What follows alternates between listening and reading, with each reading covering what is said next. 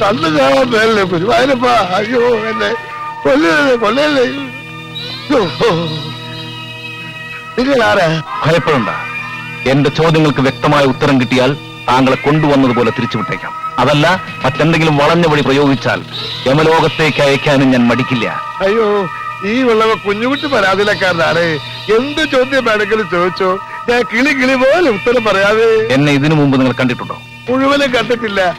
ഇത്രയും ഭാഗം കണ്ടിട്ടുണ്ട്. എങ്ങനെ? പ്രതിമയുടെ രൂപത്തില്.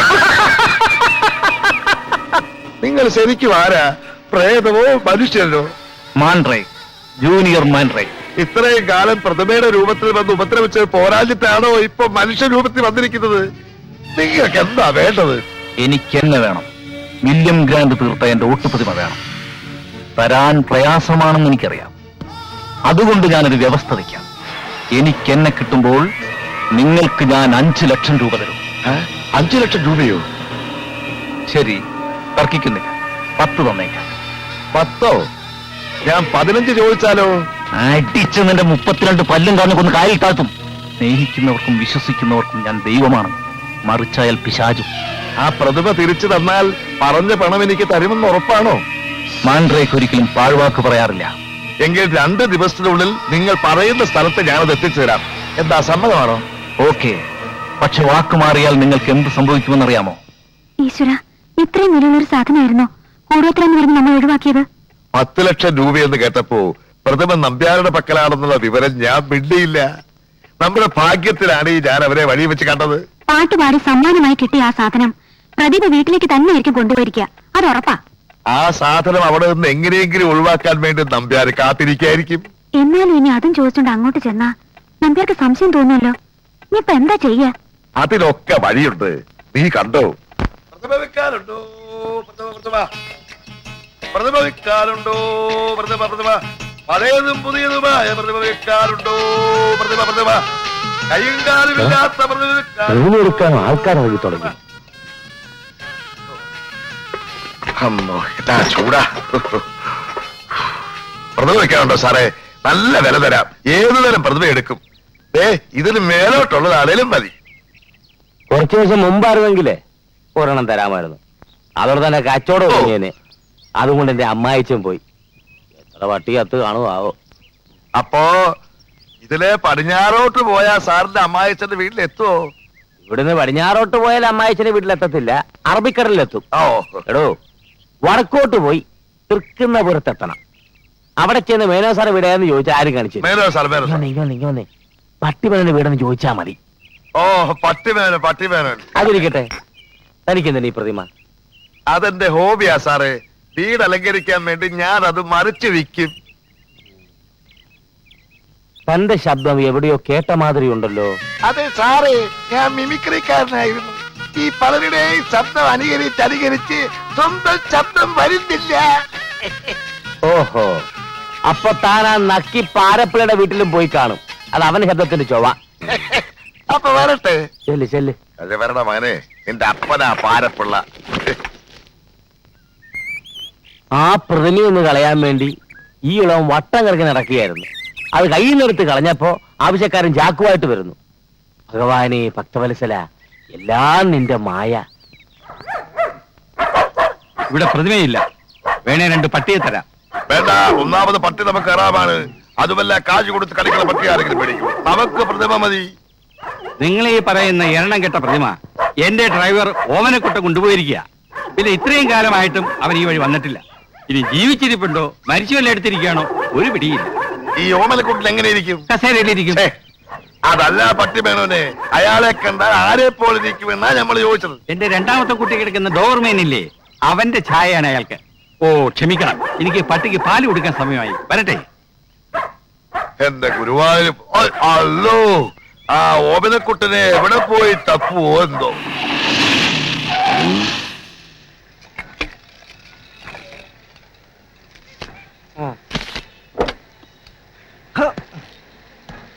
കടക്കാരൻ മരിച്ച ലക്ഷണമാണ്. ആ ഹലോ ചേട്ടാ. വരുന്നു. ഒരു പാക്കറ്റ് 555 ഇല്ല. അയ്യോ, 555 കാണുമോ? അതുമില്ല. ഒരു പാക്കറ്റ് സിംഗിൾ 5 വാങ്ങി വെച്ചൂടോ? ശ്രമിക്കാം. അടച്ചിട്ട് മണലി വരാൻ പോടെ ഇറക്കാം. മുതലാളി, മുയലാളി മുയലാളി Yes, what happened? 555 ഈ നാട്ടിലും കിട്ടുമെന്ന് തോന്നുന്നില്ല. What? ആ അയ്യോ, ടി, ടി. ഒരു soft drink.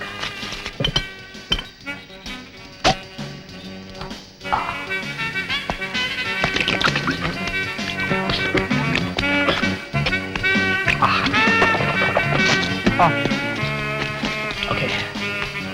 ചില്ലറയില്ല, ബാക്കി താനെടുത്തോ. ഇതിന്റെ ബാക്കി കുടിച്ചോ. ആ 100 ഇങ്ങ ഇങ്ങട്ടാ. ഈ 10 പിടിച്ചോ, അതിന്റെ ബാക്കി എടുത്തോ.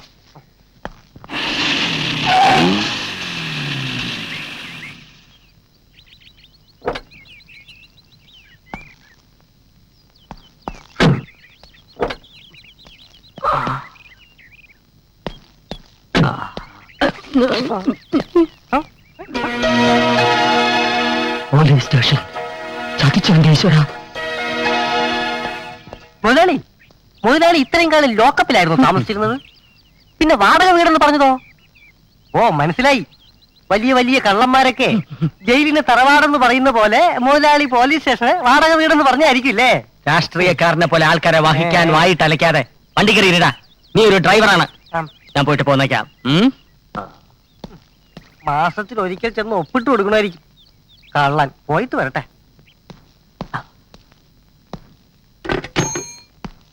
Good morning. ഞാൻ ഇവിടുത്തെ പഴയ ഒരു അന്തേവാസിയാ.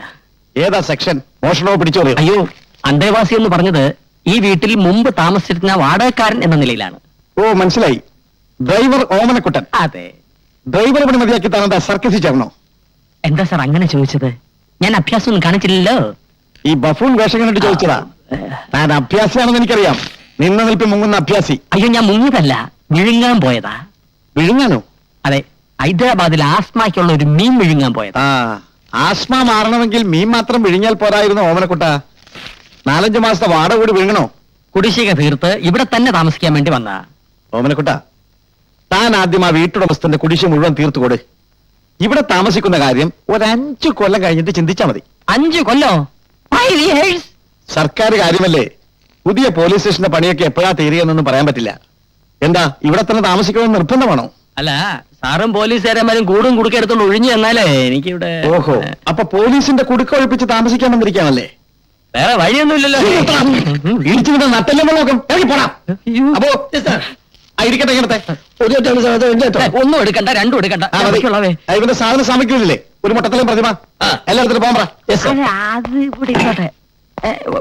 പിടി. അതെ, അതുകൂടെ എടുത്തോണ്ട് പോ. അല്ല, ചൊല്ല്.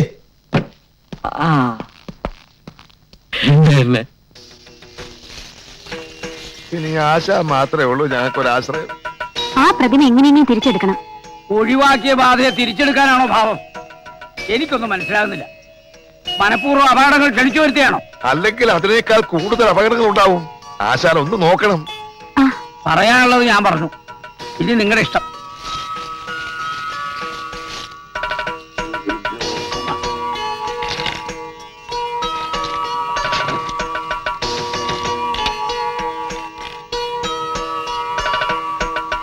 വടക്ക് കിഴക്ക് ദിക്കിലൂടെ ഈ വസ്തു സഞ്ചരിച്ചുകൊണ്ടിരിക്കുക. വടക്ക് കിഴക്കെന്നൊക്കെ പറഞ്ഞാ ഞാനത് എവിടെ പോയി കണ്ടുപിടിക്കാനാ? അത് തിരിച്ച് കൈവരാനുള്ള മാർഗം എന്തെങ്കിലും പറഞ്ഞത് ആശാനെ? അത് തിരിച്ചു കയ്യിൽ വന്നാൽ അനർത്ഥങ്ങൾ ഉണ്ടാവും. അതല്ല, ഞാൻ സഹിച്ചോളാം. എനിക്കത് എങ്ങനെയും കിട്ടണം. എങ്കിൽ നാളെ ചൊവ്വാങ്കോട്ട ദേവീ ക്ഷേത്രത്തിൽ ചെല്ലുക. ക്ഷേത്രകുളത്തിൽ മുങ്ങിക്കുളിക്കുക. എല്ലാത്തിനും നിവൃത്തി ഉണ്ടാവും.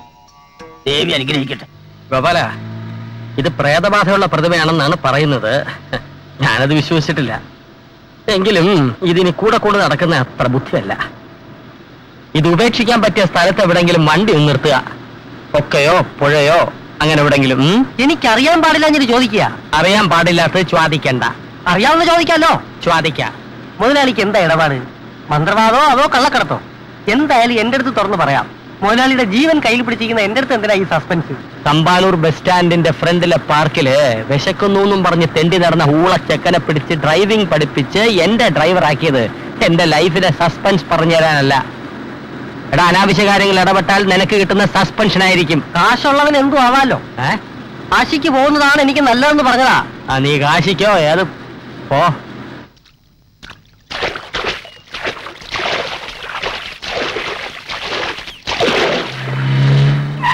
അയ്യോ, കൊക്കയോ പുഴയോ എന്താന്ന് അറിയില്ല, പക്ഷെ വെള്ളമുണ്ട്.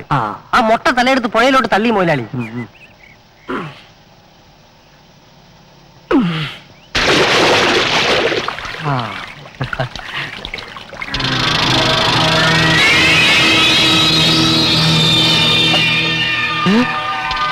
വണ്ടി വിട്ടോടാ.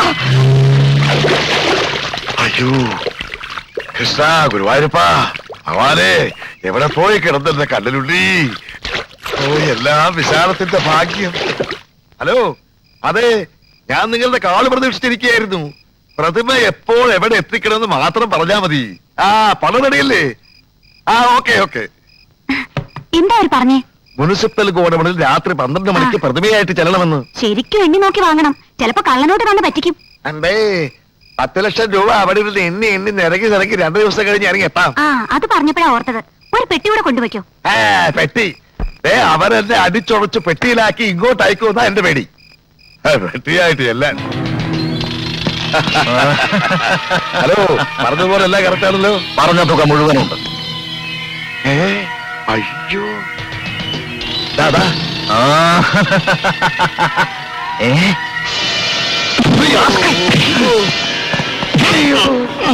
പ്രതിമ എന്തിനാണ് ആ കാലപാടം പാരെ എന്നെ തല്ലണത്? സത്യം പറ, ഇതിനകത്തുണ്ടായിരുന്ന വൈരങ്ങൾ എവിടെ? വൈരങ്ങളോ? എനിക്കറിയില്ല. അയ്യോ അയ്യോ, ജോർജ് പറഞ്ഞത് ശരിയാണല്ലോ. അനർത്ഥങ്ങൾ തുടങ്ങി.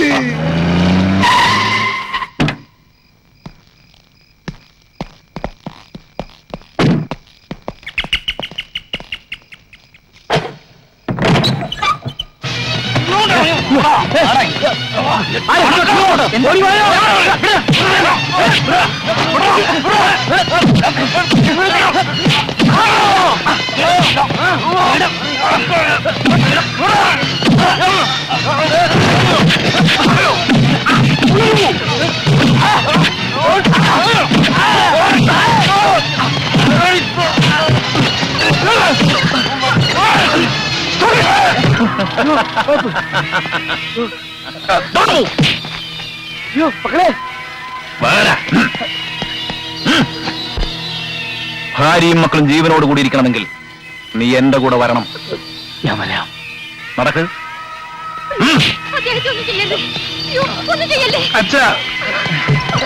ഏറെ വണ്ടികൾ. പോലീസ് വിവരമറിയിച്ചാൽ നാളെ രാവിലെ കണി കാണുന്നതിന്റെ അച്ഛന്റെ ശവമായിരിക്കും. മക്കളെ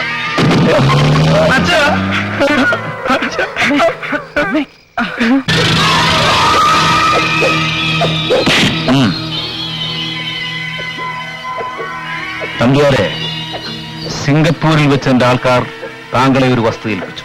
അതെനിക്ക് കിട്ടി.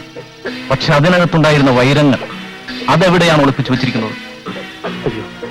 എനിക്കൊന്നും അറിയില്ല. നടക്കണം. അയ്യോ എല്ലാം പോയി നമ്പ്യാരെ. നമ്പ്യാരെ, ഒരു ഈയാമ്പാറ്റയെ കൊല്ലുന്ന ലാഘവത്തോടെ എനിക്ക് നിങ്ങളെ കൊല്ലാൻ കഴിയും. പക്ഷെ ഞാനത് ചെയ്യുന്നില്ല. കാരണം എനിക്ക് എന്റെ സമ്പാദ്യങ്ങൾ തിരികെ വേണം. സത്യമായിട്ടും എനിക്കറിയില്ല. അത് വെറുതെ നിങ്ങളറിയാതെ അത് എങ്ങും പോകില്ല. സത്യം പറ. ഇല്ലെങ്കിൽ നിന്റെ ഓരോ നഖങ്ങളായി ഞാൻ ഊരിയെടുക്കും, പിന്നെ നാക്കും. പിന്നീട് ഒരിക്കലും നിനക്ക് ഒരു സത്യവും പറയാൻ കഴിയില്ല. എന്റെ നമ്പ്യാരെ, തല്ലുകൊള്ളാൻ എന്റെ ദേഹത്തിന് ഇടമില്ല. ആ വൈരം എവിടെയാണെന്ന് വെച്ചാൽ അതങ്ങ് എടുത്ത് കൊടുത്തേര്. ഈ നാക്കും നഖമൊന്നുമില്ലാതെ. അയ്യോ, ഞാൻ പറഞ്ഞത് സത്യമാണ്. ആ പ്രതിമ എന്റെ കയ്യിൽ നിന്ന് എന്റെ അമ്മായിച്ചനെ എടുത്തോണ്ട് പോയത്.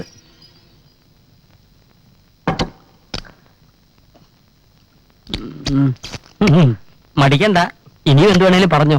പൊതുവെ വൈറ്റമിൻസ് കുറവുള്ളവനാണ് നീ. മുമ്പിലിരിക്കുന്ന കരിക്കട്ടെ, പിടിക്കല്ലേ? ആ അതിരിക്കട്ടെ. ഇന്ന് പതിവില്ലാതെ മുതലാളിക്ക് എന്താ ഇത്ര സ്നേഹം? നിന്നെ വിശ്വസിച്ച് വലിയൊരു രഹസ്യം ഞാൻ പറയാൻ പോവാണ്. ആ രഹസ്യം പുറത്ത് പറയാണ്ടിരിക്കാൻ വേണ്ടിയിട്ടാണ് ഈ ചിക്കൻ മുഴുവൻ നിന്റെ വയറ്റിനകത്താക്കുന്നത്. ഏത് രഹസ്യവും ഇരുചെവി അറിയാതെ സൂക്ഷിക്കാനുള്ള ഒരു അപാര ശക്തി പാരമ്പര്യമായിട്ട് എനിക്കുണ്ട്. അതുകൊണ്ടല്ലേ ഞാനിങ്ങനെ മെലിഞ്ഞിരിക്കുന്നത്. മുതലാളി ധൈര്യമായിട്ട് പറഞ്ഞോ. ഞാൻ വാടകയ്ക്ക് താമസിച്ചുകൊണ്ടിരുന്ന വീടാ ഇപ്പൊ പോലീസ് സ്റ്റേഷനാക്കിയത്. അവിടെ മച്ചിന്റെ മുകളിൽ വിലപിടിപ്പുള്ള ഒരു സാധനം ഞാൻ ഒളിപ്പിച്ചു വെച്ചിട്ടുണ്ട്. അത് അവിടെ നിന്ന് എടുക്കാൻ ഗോപാലൻ എനിക്കൊരു മാർഗം പറഞ്ഞു തരണം. നീ ബുദ്ധിമാനല്ലേ? അത് മുതലാളിക്ക് എങ്ങനെ മനസ്സിലായി? എന്റെ മൊത്തത്തിലുള്ള സെറ്റപ്പ് കണ്ടാൽ അറിയാം. ഉള്ളു വളഞ്ഞു മെലിഞ്ഞവനെന്നാൽ പാതി ശരീരം ബുദ്ധിയാണെന്നാണ് വെയ്പ്പ്. വെയ്പ്പ് അവിടെ ഇരിക്കട്ടെ. എനിക്കിപ്പൊ മനസ്സിലായി. മുതലാളിക്കപ്പൊ മോഷണമാണല്ലേ പണി. എനിക്ക് വിഷമമൊന്നുമില്ല. ശമ്പളം തരുന്നവൻ എരപ്പാളി ആയാലും അതെന്റെ മുതലാളിയാ. ആണേ, അങ്ങനെയാണെ സാധനം എടുക്കാൻ എനിക്കൊരു വഴി പറഞ്ഞ. അതിനൊരു വഴിയേ ഉള്ളൂ.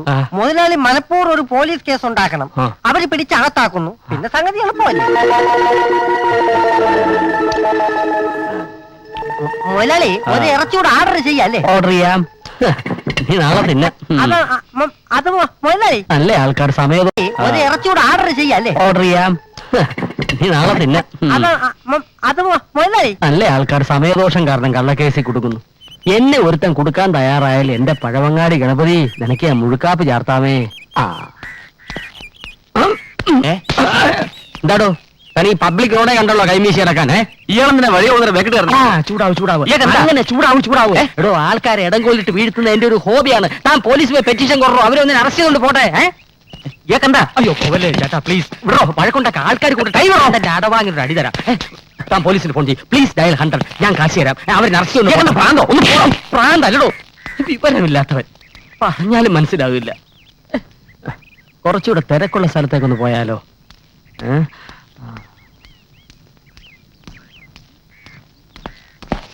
ഇത് സയ്യാസാവും.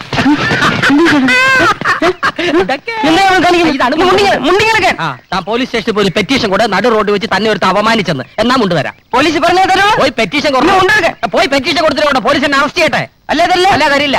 തരില്ല.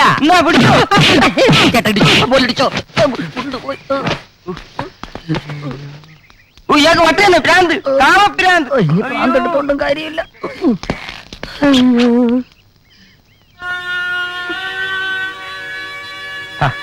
അമ്മ ഇങ്ങനെ കരഞ്ഞോണ്ടിരുന്നാൽ എങ്ങനെയാ?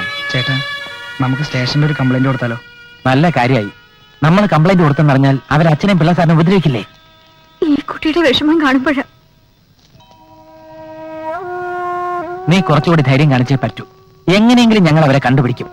ഏതായാലും അച്ഛനെയും പിള്ളച്ചേട്ടനെയും പിടിച്ച സ്ഥിതിക്ക് അവർ നമ്മുടെ അപ്പൂപ്പനെ നോട്ടിടും. അത് നേരെ പ്രതിമ ട്രേസ് ചെയ്ത് അവരവിടെ എത്താൻ സാധ്യതയുണ്ട്. അങ്ങനെയാണെങ്കിൽ അവരുടെ താളം കണ്ടുപിടിക്കാൻ എളുപ്പമായി. അമ്മേ, ഞങ്ങൾ അപ്പൂപ്പന്റെ വീട് വരെ ഒന്ന് പോയിട്ട് വരാം. ഇനിയിപ്പോ നിങ്ങളും കൂടെ അവരുടെ വായിച്ചും ചാടാനായിരിക്കും. ഓ, ഇങ്ങനെ പേടിച്ചാൽ എങ്ങനെയാ? ഞങ്ങൾക്കൊരു കുഴപ്പവും വരില്ല. പ്രിയ ഒന്ന് പറഞ്ഞ് മനസ്സിലാക്കി. വാ.